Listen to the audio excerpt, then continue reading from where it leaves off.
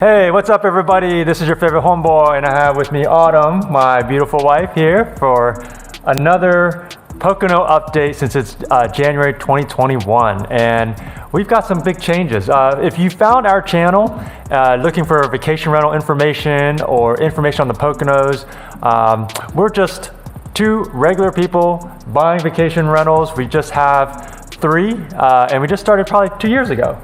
Right, about 2 years ago. Yep. So we're still considered new, and we started this part of our channel, this playlist on vacation rentals, because we want to share with you what we're learning, and we hope you can comment below and share some of the things that you're learning as well. We hope you get a lot of value out of this. So please like this video and subscribe if you want to see more videos like this in the future. So we're going to start with the Berkshire. That's our first home that we're going to talk about. It's the newest one we bought. About how long ago? We bought that 2 weeks ago. 2 weeks ago.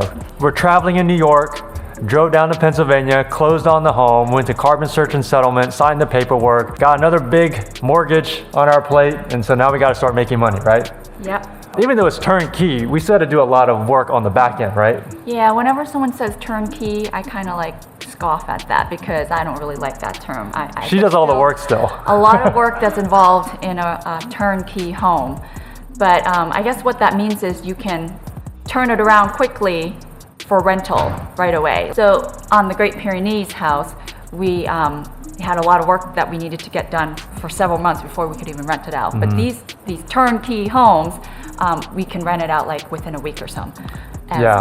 Yeah, but you still had to do so much work with getting all the checklist done. And if you're interested in what type of checklist we use, comment below, and we can send that to you.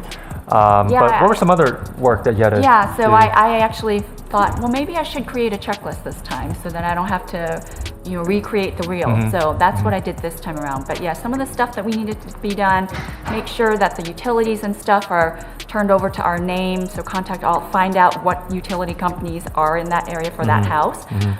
We had to order a whole bunch of stuff from Amazon, like comforters and cookware and all tons of boxes. We had to consolidate at a garage at one of our other homes. So we had to buy a whole bunch of stuff that we were able to thankfully have someone in the Poconos that we can send it to, and they received it for us and they were great, and then they stored it in a garage at one of our other homes for us. So thankfully we had a garage to store it at so that we could buy all that stuff and have it there waiting for us. Yep. A couple of furniture stuff that we had to purchase as well, like stools and stuff to get our dining area up to speed. But yeah, just a lot of those things. I don't think I mentioned yet all of the templates and the things that need to be created for this house so that when we do rent, we like to communicate with our guests. Yeah, so tell us about the software we use for communicating with guests. What do you think about it? The software that we have been using for about a year now is called Your Porter, and I actually really like it. I'm getting used to the whole email thing. If we have issues and stuff like that, we have to email them. We can't talk to a live person. But they get back to you really quickly, and I really like the functions that it allows us to have, like the automated emails and that helps with the turnkey aspect. I mean, once you create a template for one house, you can kind of move it over to the others. Yeah, and you're not sending manual communications because, like I said, we like to communicate with our guests during the whole process of them staying, just so that we keep that line of communication open. So it definitely was an advantage to have all the furniture there, to not have any major repairs needing to be done. So when we say turnkey, it's really talking about the house, because when you change the management to another management, you still have to change the processes and the procedures, and there's little tweaks that you have to make. So after we closed on the home, the first thing we did was we loaded up all the boxes in our GMC Yukon XL and just filled it to the brim. And we had to empty everything out, all of our suitcases and all that, ski equipment, fill it all up with those Amazon boxes and drive it over and just really start sticking all the kitchens and comforters and just putting all those things where they needed to be, right? When you got to the house?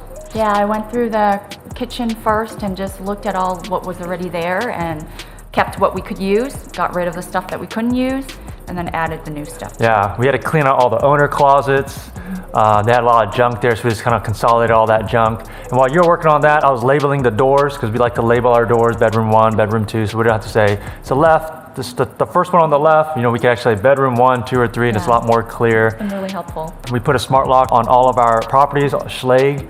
That works really well, right? We can give out codes, we can rotate codes for security. We put on a camera, a security camera. And so we recommend you put on at least one security camera for front facing. On one of our homes, the Great Pyrenees, we have one in the rear too because they have a usable backyard. And we have had complaints about people like partying in the back, so we just want to keep an eye on that. What are we using for those cameras? Well, at first we used Logi Circle, but they're no longer making Logi Circle cameras, so now we're using the Nest Cam, and that's working pretty well. Yeah. Except you have to pay monthly for that, but it's not too bad. Okay, so the next house we're going to talk about is the Great Pyrenees, which is our original, the first house we ever bought. What was some of the things you were working on the Great Pyrenees? For the Great Pyrenees, I was checking the new guest linen closet that we had implemented. We had some, guests asking about extra blankets and things like that, and we're trying to feel out what kind of process was best, and we kind of landed on let's go ahead and provide a locked linen closet that has extra pillows, extra comforters in for them, and when they request them, we can then just give them the code and they can go in and use those blankets instead of having our cleaners come by and drop off stuff. And we didn't want a free-for-all where they're just using whatever they want and we don't know which one's dirty, which one's clean. Right, we used to leave like extra blankets in the closets of each of the rooms, but then it was hard for our cleaners to know whether or not they were using them, and sometimes they wouldn't check it, and guests would find dirty blankets and stuff, and that just never goes over really well. So hopefully this is gonna be a good solution for us. In addition to that, we also looked at the flooring.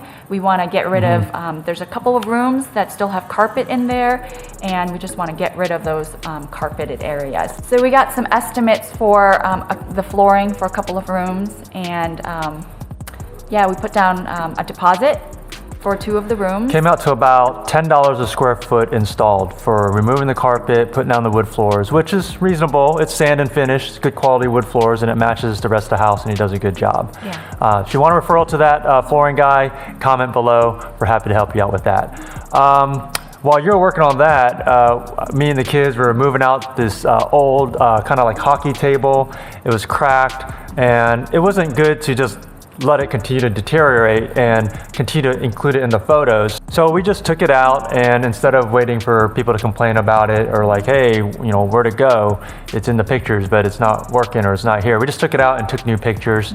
And in its place, we put a little cafe style arcade table there. We had some lights that weren't working great. The dusk to dawn sensor lights, sometimes they don't perform as well. So we just put blanks on those, and we put the cafe style stringy lights, which kind of sets the mood. It's really cool, the stringy lights around the hot tub. So we did that, just a small upgrade. Lastly, we're working on some kitchen updates in the Great Pyrenees. The refrigerator is old, it works, but again, we're trying to be preemptive. So we're gonna take that out and put it in the Berkshire. The Berkshire has a dying fridge or freezer, it's already dead. So we're gonna replace that. And we're going to instead put 2 new refrigerators side by side.